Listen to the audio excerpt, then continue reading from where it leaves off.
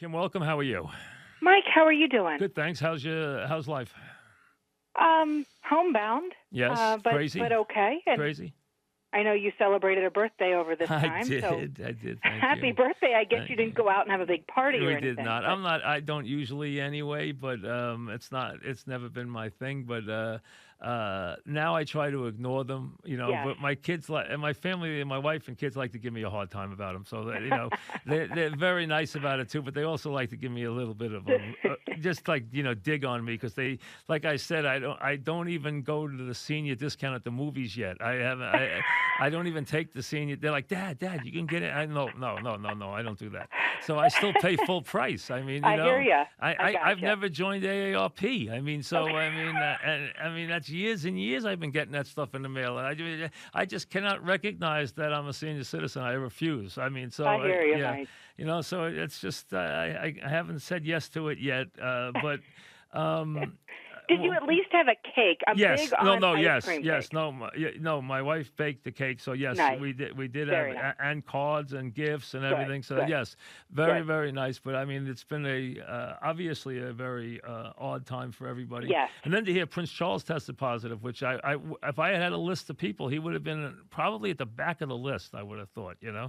Yes. Just I would agree with yeah, that. just Yes, that hearing him. surprised So me as well. you've been Yes. busy. What I saw you've been doing some TV. I heard you on the Fan Talking the other day, and I also know you've been doing some stuff on NFL Network. So you've been busy, right?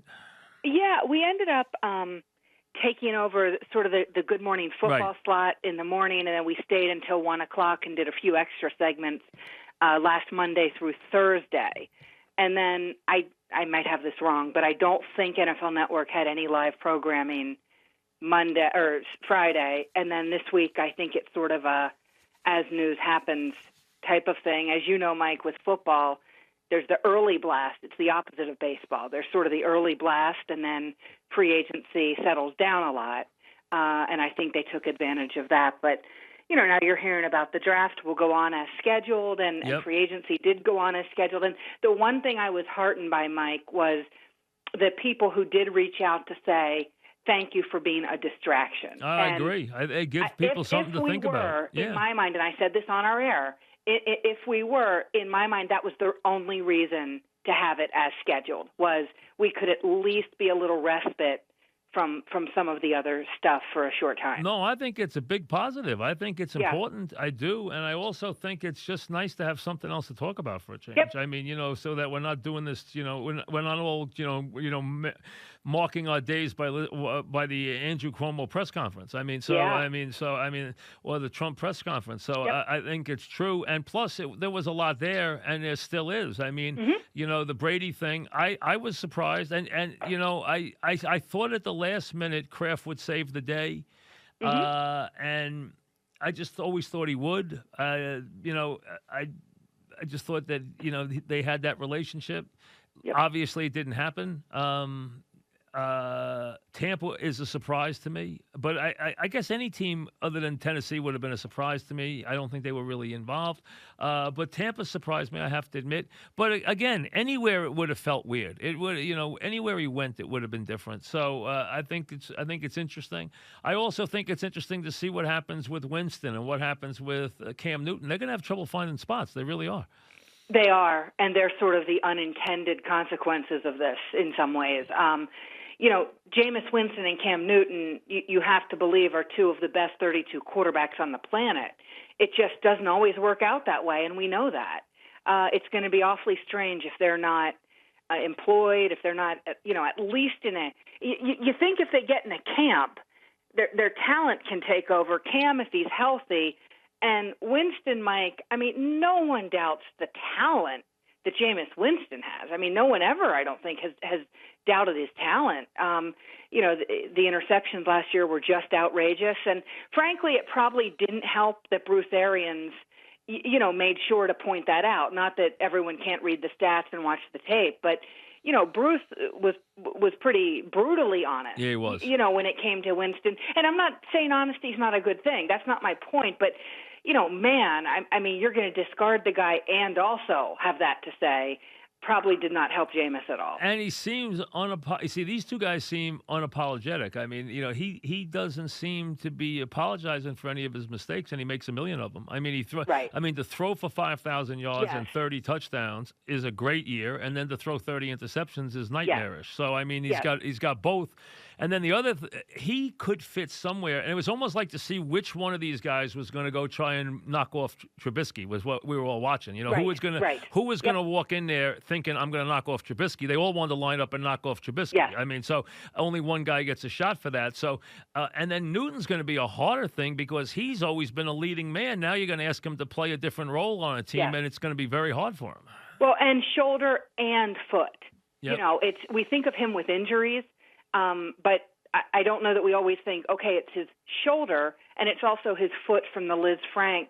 I can't remember if he actually had the Liz Frank or just had the surgery like it, but either way, that's not the easiest comeback in the world. So, yeah, I mean, you wonder if they both don't have to go somewhere and be a backup at a very reduced price for a year and perhaps get a chance that way. It's strange though, Mike, because you and I can both remember days when there was so much more patience for the quarterback position. And you're now seeing, I said this on the air last week, and I wouldn't take it back already, but I'll stand by it. This is a big year for Sam Darnold, Josh Allen, and Baker Mayfield, let alone for older quarterbacks in this league trying to either establish or reestablish themselves. There's no patience. Of course, includes Trubisky. There's no patience for quarterbacks. None. There's no patience for coaches anymore either. Right. I mean, which goes hand in hand. I mean, the old days, you used to give a coach 3 years. I mean, he'd always get 3 years. Now you're lucky if you get 2 years. I mean, there is no patience anymore. You're absolutely right. For these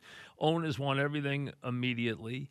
And, sometimes I guess they should. You can tell right after a year that it's not right. I mean, there's some bad hires. There's no question. So, but I do think, as you mentioned, the guys you all mentioned, I have no question. The thing I don't understand is exactly what Indianapolis is doing. I mean, because if they like Brissett, why Rivers? And if they don't like Brissett, why is he there? I mean, the whole Rivers thing was kind of weird to me. I know they have a relationship, but it just he didn't seem to me be like a stopgap guy. Now maybe I'm going to be wrong, and he's going to have a really big year, and they're going to have a great year, and they think they're a quarterback away from being really good. They do have a good team. They do have a good team, and I know the luck thing threw them for an enormous curve, but I got the idea they liked Jacoby, and then they go out and get Rivers. And then I figure, well, they'll cut Jacoby loose, and then, no, they're not going to cut him loose. So I was surprised by the whole Indianapolis thing. Yeah, I wonder if they think with Jacoby he could just use, the timeout, maybe. Which I know sounds strange at this point in his career.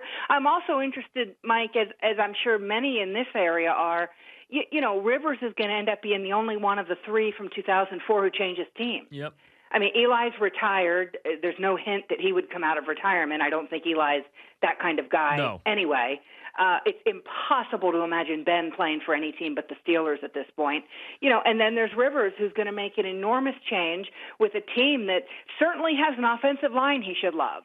I mean, we know Phillip is fiery and likes to yell on the sideline. He'll probably be yelling a lot of thank yous to his offensive line. He will. They got a great offensive line. They're set that way. They got a great offensive. They got good talent on that team. They really do. They're a nice team. And I wonder if they see a little. I do wonder about the teams in the AFC, both certainly in the division, although we'll see how that goes with the AFC East, but just in the AFC overall that now sees a little opening. They do, except Kansas City's going to be tough to beat. I agree. Yeah, they're going to be, especially if you get them in their building in a playoff game, it'd be very hard to beat them. Yep. But we could say that for 10 years. Yeah, they're going to have a couple of good years in them. They definitely have a couple of more years left in them. A few. Yep. And I'll tell you, San Francisco's loaded. So, I mean, I think they're going to be really good, too. The quarterback's got to play better, but that is a very talented infrastructure on that San Francisco team. It really is. It is, but their division, I mean, what Arizona's doing right now, Arizona, I will say this, and I was entirely wrong. When Cliff Kingsbury got the job,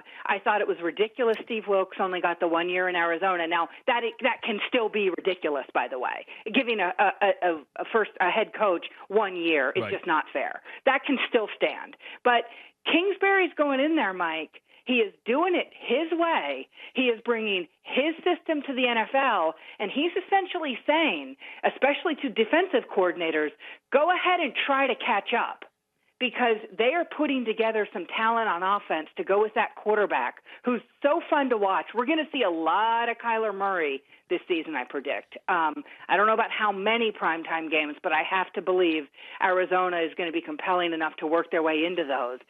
DeAndre Hopkins won't hurt that either, by the way. But, man, they are going to be fun. And Kyler was already fun to watch a year ago. So I give, so in that division, you're talking about a lot of really good teams that are, going to beat each other up to some degree, we think. Well, I've changed, Kim, in this regard. We're talking with Kim Jones. I've changed in this regard, and in the last year especially, in that you have to have different skills to play the quarterback position now. Yep. You have to have mobility, because the way they're teaching linemen to protect, the way they are attacking the quarterbacks with the defensive linemen, they expect you to be able to help out the linemen and move. They are no longer can you just say, hey, you guys just protect me, I'll stand here in the pocket, I'll deliver the ball. The perfect example is being at that Super Bowl.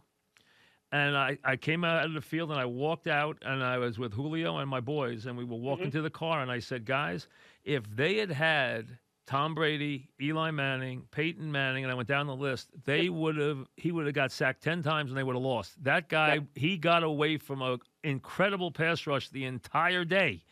And made plays, and that has become the norm. And I think even Belichick realizes that. You need to have – the quarterback has got to have, at minimum, a shiftiness, the ability to slide in the pocket and move, the ability to realize that offensive line is no longer going to give you the amount of time you're used to take 7-step drop, stand in there, and deliver the football. Those days are gone. Those days are come. So now it's not only accuracy – it's mobility, or at least escapability. You don't have to be a forward runner, but you have to be able to buy time in the pocket. If you can't do that, you can't play anymore. I mean, that's the way the game has changed, and they're teaching them that way now. They're blocking that way. They're blocking that way in college. They're taught to block that way. So the game has really changed in that regard, and now I think you need a little different skill set to play the position. I think it's totally true. I don't disagree with anything you said. I think it's gone from, like you said, more of like the static, we've got you, you got your time in the pocket, to everyone's moving. Everyone's moving. And what I used to hear, Mike, was, and I'm going to let my guy through, and you better be out of there, Exactly. And there's some a sense to that, right? I mean, the whole misdirection thing, that does work. Yes. And the smart guys make it work. But I used to hear, especially at the Combine, Mike, these offensive linemen, they're not playing the same game we are. Well, I will say this, and it speaks to, A, the quality of this draft, not at guard, but at center and especially at tackle. And it certainly speaks to wide receivers, but that's not what we're talking about right now. But I didn't hear any complaints this Combine. And in part because of what you just said. I think the NFL understands the colleges aren't all doing it some way that we can disregard. The colleges are doing it in a way that we have to some degree, adopt. No, they are. The game is matched up now, which is why these quarterbacks are doing so well when they're young, because they're playing this way in college now. And a couple of years ago, guys said to me, scouts said, the way they're teaching these college linemen, I can't even use them in the NFL. Well, no, what happened is now they're doing it the same way. And now it hurts Tom Brady. It hurts Eli Manning. It hurts anybody who stands in that pocket. You have to have what Mahomes has, which is an ability. I mean, they put a hand on him 5 or 6 times, and he got away from guys and made the play, including big plays. And their pass rush was unbelievable in that game. And he's not an enormous guy, Mike. He's not Josh Allen, but there is a stoutness to Mahomes where he has the strength to get rid of that. Kyler's just going to run away from you and drive you absolutely bananas trying to catch him. But with Mahomes, and there's also the mental capacity. Mike, he's very, very smart. He has a photographic memory. You remember LaTroy Hawkins, the pitcher. That's his godfather. Oh, really? And since he declared, since the fall of whatever year he was in that next draft. I've talked to LaTroy a handful of times about Patrick. And one of the things he has told me is he's just so bright, and the photographic memory helps him so much. I don't have anywhere close to that. I have a negative photographic memory, if that's possible. But for him to have that to go with all of his physical gifts, I think puts him so far ahead of the curve, it's not even funny. A lot of teams are going to play catch up to Patrick Mahomes for a long time. And, it's funny because Murray, guys told me this guy could have been center fielder and a 200-hit guy, that he was that kind of player, that he would have been a legitimate Major League All-Star, that he was that good, that he would have been – I said to the scout about him, I said, well, what? And he said, no, we're talking about All-Star 200-hit type player. I said, really? Wow. They said, yeah, 300-hitter. Well, he was drafted really high. Yes. I can't remember where, but he was drafted high. No, legitimate star in baseball, they said. Wow. Really can't miss player, they thought. So it's an interesting thing, and that has changed so completely that I think it has changed the position. And you mentioned the draft because the Jet thing has gotten very interesting now because I think the Jets are going to have an interesting decision. They're going to have the defensive guys and the quarterbacks are going to come off the board. The Giants will probably they'll probably take Simmons at 4, okay? Probably or a tackle. Right, or a tackle. Yeah. And the Jets could take a tackle or they could take the best wide receiver at 11. Or maybe Judy goes. I think Judy's the best. A lot of people don't. I think he's the most polished. Some people like Lamb better. We'll see. And there's 3 or 4 of them who are really tops. Yeah. But there's a lot of wide receivers. You can get a good one on the second round. Yeah. Or third. And the Jets could take a tackle and then trade up at the end of the first round and maybe still get a star wide receiver. I mean, they could do both. But there's clearly a lot of tackles, as you said, and probably 10 good wide receivers in the draft. Yeah. There's so Joe many. Douglas, who so far has certainly helped the offensive line for the Jets. I like the center move, too. I think the center move is a good one. McGovern, I agree with you. I think Fant, the former basketball player, is interesting. I don't know him. Brian Baldinger, who I know you've had on your show at times, Mike, he had a Baldy's breakdown on Twitter where he showed Fant against Myles Garrett, who everyone knows is an absolute monster to deal with. And one time Fant was late getting off the line. A couple times, obviously, he's facing a superior athlete in Myles Garrett, but he really did hold his own. Now, does that mean he always will hold his own against a great pass rusher? Of course not. But he at least shows from his basketball background the ability to have what looks like some good quick feet and the ability to perhaps recover from a mistake, which not all, believe me, in this town we see it, not all left tackles or tackles in general. No, they say Douglas knows offensive line, so we'll see. Now, the question is, does he take one on at that, That's the question. At that spot? Does he still, if he believes they need a tackle, Mike, I have to believe he goes tackle at 11 if they stay there. I can't complain if someone takes a really good offensive lineman. I cannot complain about that because I think that is, if he can rebuild the line and get it to a level, you'll find wide receivers in the draft. I mean, you will. They need a really good wide receiver. They do. They need a game-breaking wide receiver. Yes, they do. We know that. There's a couple of them, I think, in this draft. Yep. And there's some very talented kids and some very fast kids. And let's be honest. And some big guys.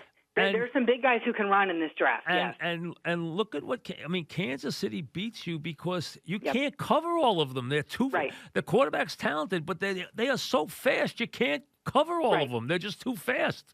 That's all there is to it. They have such speed and then a great elusive tight end. I mean, it's a lot to cover. It just is. And, they need to get him some weapons. There's no question, but they do need a tackle. And this draft's loaded with offensive linemen and loaded with wide receivers, and the Giants are going to be. I can't. I tell you, if I get 3 shots at what he's going to do, I'm going to get them both wrong. I'm telling you right now. I just never can figure out what he's going to do with the team. So if I sit here and say he's going to do something at 4, I have no idea what he's going to do it for. I really don't. Right, and could trade back for the first time in his career. The one thing we know about Gettleman, there is some sensitivity there when it comes to criticism. So now that it has been pointed out so many times and will continue to be that he's never traded back, I wonder if that makes him say, I'll go ahead and trade back and prove all of you wrong. I don't know that, but it could be the case. I do think it's an interesting scenario when you look at the New York Giants at this level, Mike. A couple years ago, he couldn't wait to get rid of Jason Pierre-Paul. Couldn't wait. Got a third rounder from Tampa, turned it into B.J. Hill. Well, we all know what happened to B.J. Hill. Yep. He traded for Leonard Williams to supplant B.J. Hill from the starting spot. Yep. So there is a little bit of a chasing its tail thing going on with the Giants, both at the defensive line and I believe also at cornerback. And let's be honest, he didn't cash in on a Beckham trade either. Right. I agree with you there. Not everyone does. Some people think Jabril Peppers is. No, I disagree. I don't think he cashed in at all. And the Williams thing makes no sense. If you take it from start to finish, it makes no sense. Right. And to me, they have been in a position where you get now. Listen, the quarterback they got, to be fair, he can play. He's got some issues. Mm-hmm. But he can play, okay? He can throw. He had a promising rookie season, right? Though, he can throw. He can move, okay? Yep. He looks like he could become a solid player. I'll give you that. But I'm not going to dispute where you could have got him in the round because it's fruitless. But here's the thing. He could have easily taken Allen and then probably got him, and he didn't. But what he hasn't done is he hasn't turned the positioning they've been in, the amount of money they've had into enough quality big-time players. They don't have enough you need playmakers, and they don't have enough playmakers on this team. They have a couple, but they have none on defense. They need a couple of playmakers. Agreed. And a playmaker they had in Janoris Jenkins was miscast last year as a mentor when that is not his job. And Mike, you've been around it more than I don't know if you could name 6 cornerbacks in the history of the league who were great mentors. By definition, they're a selfish breed. Completely. And I would say that to Deion Sanders if he were standing in front of me. Oh, please. He wouldn't mentor anybody. He wouldn't mentor anybody. Of course, but he'd agree with us. Yes. If he were on this phone call. So I do think there has been some sort of miscasting the talent they have or had in addition to not acquiring playmakers on either side of the ball. Now, I do not know if this Blake Martinez from the Packers can be a defensive leader for them. Everybody says it. Now, I have no idea. It's very hard to tell from a difference. Yes. Yes. That is an incredible need they have. Yes. Incredible need. Well, listen, and that's why I can't see them. They have needs in so many places, but I can't see them passing up an edge rusher who has ability. Because they need that so desperately, and they don't, and they don't have it. So it seems to me that if one is there, again, I don't know how. I don't know what the Lions are going to do. I have a feeling somebody will trade into 3 for Tua, that there'll be somebody in love with him at that point who will want to keep him away from the Dolphins. Or maybe the Dolphins slide up 2 spots to protect that they don't lose him to somebody else. And then the Lions still pick at 5. Right, yes. And still get the guy they want at 5. Right. But would the Giants take him at 4? I don't know if they would. Would they take him at 4? They think he's so good they take him at 4 versus an edge rusher. I don't know. Take who at 4? Okudah, yeah. Oh, Mike! I mean, if they more capital in cornerback, I mean, at some point, I mean, is he that good though that you can't pass him up? He's really good, but at some point, you've invested a first round the year before, and you just signed, Bradbury from Carolina. But that would be typical of them, where they're that miscast. I mean, that's what I'm afraid of with them. Every time you think something doesn't make sense, that's what they do. Yeah, if that happens, Mike, I think people will lose their mind. I think they would too. Now, most people have him going off the board 3. But what happens if they trade the pick at 3? Right, and they might. Because, like you said, I think Okudah could conceivably still be there for the Lions. I think he would. I think the Lions could get a pick if they went from 3 to 5 to let the Dolphins protect themselves. Let's say the Dolphins are in love with Tua, which here they are. I don't know if they are or they're not, based on the injury. But let's say they are. And they don't want anyone else to get up to 3, so they make the flop and they give them a pick. And they have the pick, right? And then they give them 5, so they still got 5. If they think the Giants are going to take Simmons at 4 or a tackle, but most likely they probably figure they're going to take Simmons at 4, and they do that, and then they get the guy they want anyway. So that does make some sense. I would think. I mean, logically, I would think they would take Simmons at 4, but I don't. With the Giants, you just don't know. Yeah, I think they might go tackle. It could. Because if you go tackle, you can start him on the right side, Not that either is easy anymore in this league, but you can start him on the right side, have him eventually flip and take Solder's place down the road. When after Solder's contract or when he becomes expendable or whatever the case might be, but at least you have a cornerstone piece to protect the quarterback you got the year before. Listen, I'm never against somebody taking a tackle, but if he's at 4 and you take him, he better be a 10-year starter. Well, and he better be an All-Pro. Right. He better walk in. He better walk in and be a star. Okay. Agreed. I'm not asking him to be Anthony Munoz, but at one step below. But one step below. Yes. Yes. He's got to be able to sniff Munoz. Right. I mean, in my mind. Yes. Right. He's got to be a 10-year starter. He's got to walk Jonathan in. Ogden. He's got to be a really, really good player. Agreed. Yes. If you're taking him at 4, you better not be wrong about him. That's for sure.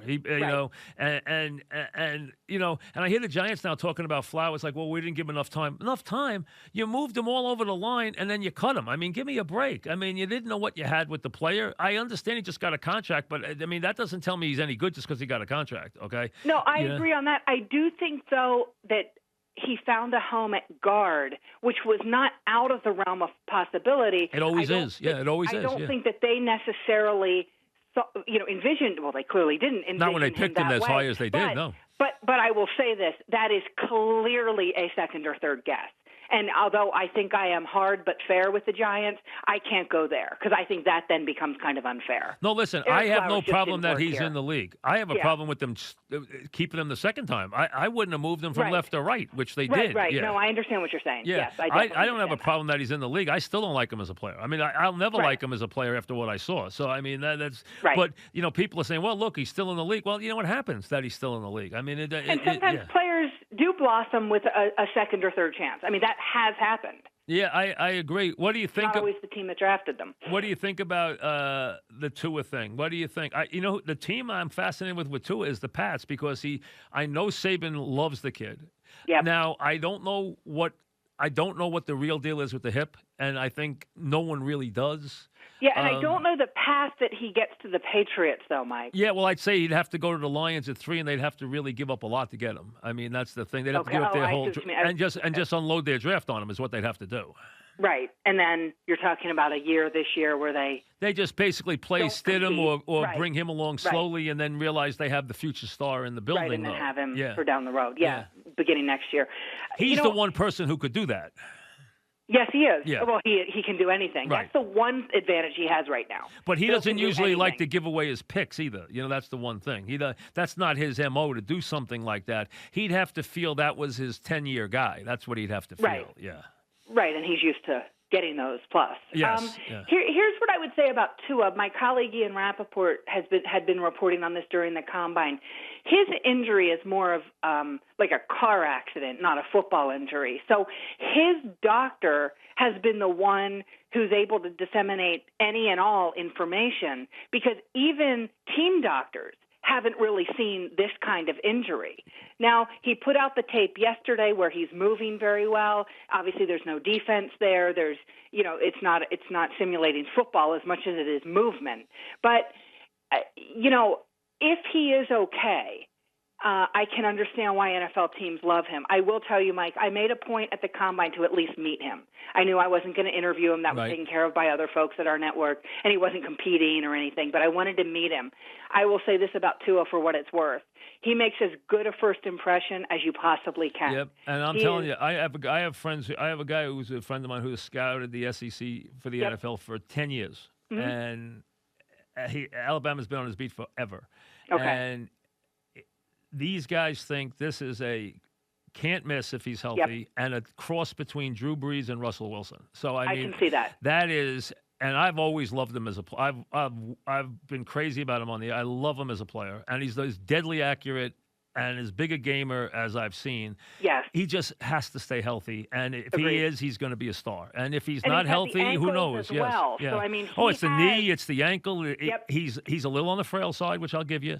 But to me, the Breeze Russell Wilson is what you're looking at. He's going to be that good. I think he's going to be that good if he's healthy. and that's outstanding. I Yes. mean, that goes without saying. That's But absolutely outstanding. I understand the red flag about his injury. Listen, you can't dismiss his injuries that they aren't real. They're real. I mean, he's been a very injured player on the college level. So he is a roll of the dice. There's no question. The funny part, and it's not ha-ha funny, but the NFL actually takes care of its quarterbacks better than college football. Yes. Like, there are hits in college football every Saturday where I say, and it's not just my team, it's where's the flag? These kids in college, and I know that hasn't always been the case with Tua, but it frankly has led to some surgeries for him. They really do not protect the quarterbacks at the college level yet. It's amazing to me. No, and remember, they expect them to run a lot, too. I mean, a lot of these guys, they're runners. I mean, in college, they're runners all the time. So it's going to be – this is one of the most unique players we've had come in the draft in a long, long time. And the people who – I've heard people who've compared Tua who don't like him to Mariota. They don't know what they're looking at. I mean, they have no idea what they're looking at. This guy is – personality-wise, I don't think it's close. And this guy is special. He is special. Now, he might not be healthy, and he might – never play a lot because he can't get himself on the field. But if he plays, he will be a star. I mean, I don't think, especially in this league now, he's perfect for the league. He is. Can I give you another one that intrigues me? Same vein. Yeah. Jalen Hurts. And I'll tell you why. Great kid. Great kid. Another guy knocks it out of the park in terms of an impression. But I was really stunned at the combine, or struck at the combine. The defensive tackle from Oklahoma, Neville Gallimore, I think it is. He said of Jalen Hurts that when from the moment he got to campus, everything was about team and team goals. Never mentioned a personal accolade or goal. Never made it about himself. The reason I find it remarkable, first of all, that's not all that common, it seems, anymore. But more importantly to me is, given his experience at Alabama, if that kid goes in there with a little bit of a chip on his shoulder of, I'm going to show everyone, I don't know that any of us really would have blamed him. And yet he went in there thinking of his 1 year at Oklahoma being all about the team. I think that suggests to me a really good acclimation into a locker room for him. He's not going to be a first-round pick. I certainly understand that.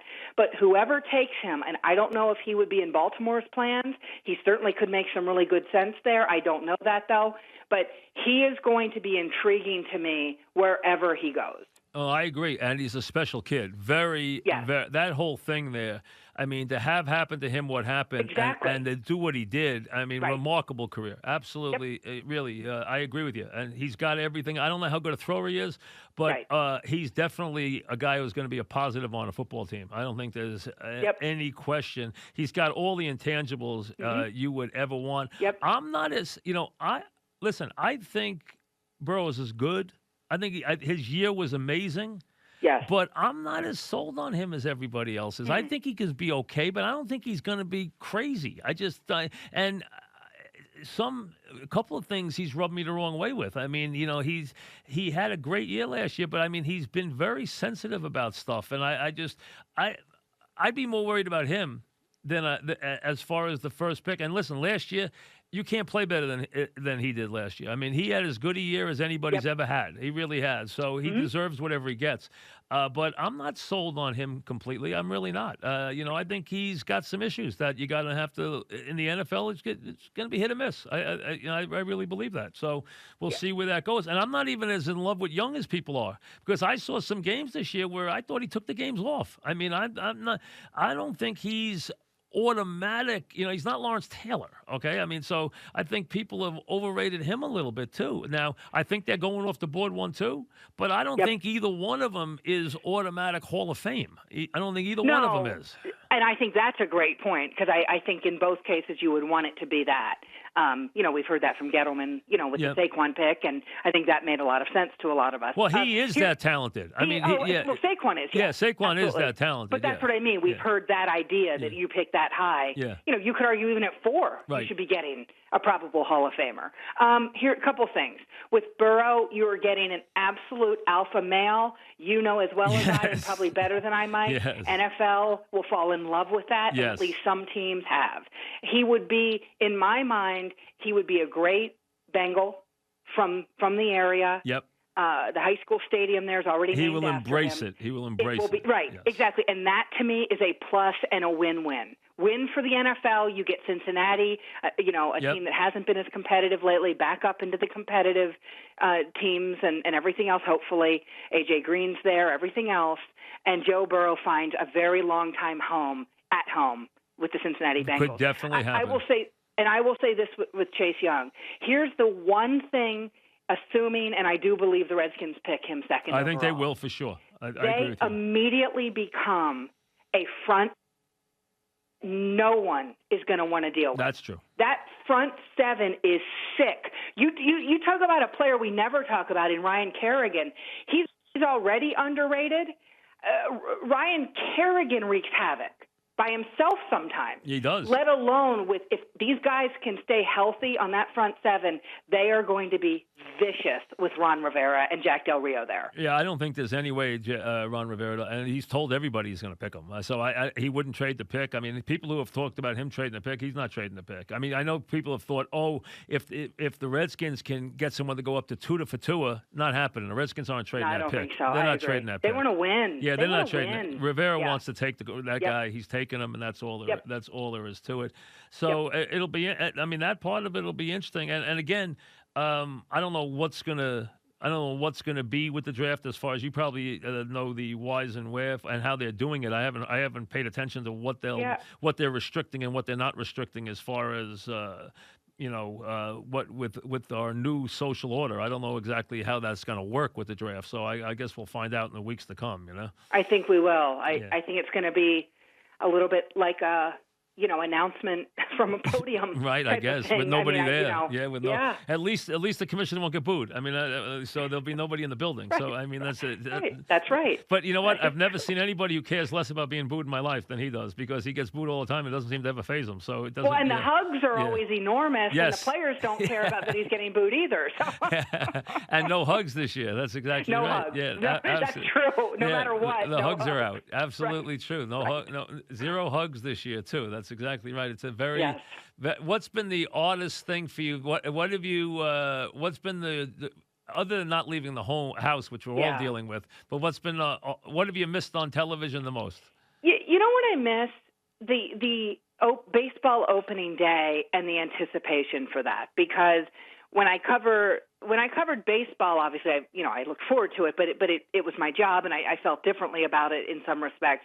But now, as just a fan, I love coming home. Whatever time I get home, but 6:45, 7:45, whatever time I get home, and putting on a Mets or Yankees game. I just love it, and I feel for the folks. Especially the older ones who, that's very much their company. Oh, that's their company. And it's very much part of their day. Listen, I've said this on the air when I've done shows on the Fan. My parents, and I mean this, are the biggest NBA fans I know. They will tell me that they're excited to watch a 10:30 game, the Spurs at Golden State or whatever, and I say, enjoy it. I'll be in bed at 10:30. They love the NBA, and I know that they've missed that a lot. But with baseball, it's a little bit different. It's and a companion. We're just not going to have it. No, it's a companion, and Mrs. O, my mother-in-law. I mean, she doesn't ever miss an inning of the Mets, not an inning, not a pregame, not a postgame, not anything. I mean, it's crazy. I mean, you're right, and it's a companion for people. Well, listen, stay sane. We'll talk to you along the way. I appreciate your time today. Thank you. Anytime, Mike. Thank you. Thank you. Kim Jones, bye-bye. quick break, and we'll come back on the Fan.